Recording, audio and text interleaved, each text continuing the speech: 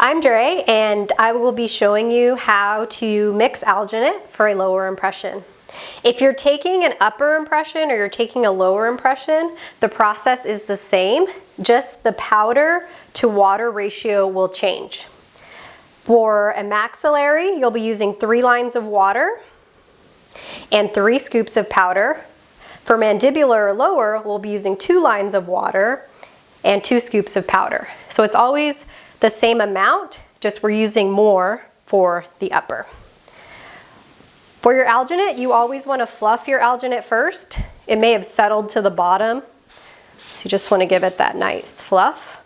Also, you want to make sure, I have clean gloves on, so whenever you're using materials that aren't single use, you want to make sure that you're maintaining proper infection control protocol. So I'm just going to locate the scoop in here and just using the scoop that came with this. So you'll get a scoop, level it off. I'm just going to use 2 scoops here since it's a lower.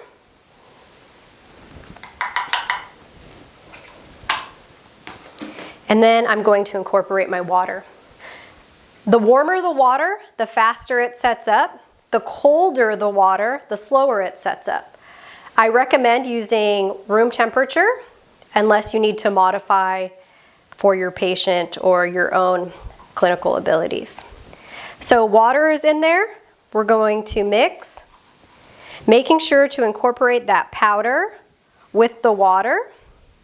And you're going to want to smash it into the bowl.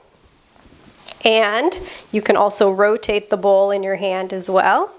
So I'm just going to give this a nice mix, make sure it's homogeneous. There's no leftover powder on the sides of the bowl. Now I'll gather all of my alginate and I will load my tray. So for the lower half here, going there, level it out. That's a little bit full, so I'll smooth it. And then this is ready to be placed into the patient's mouth.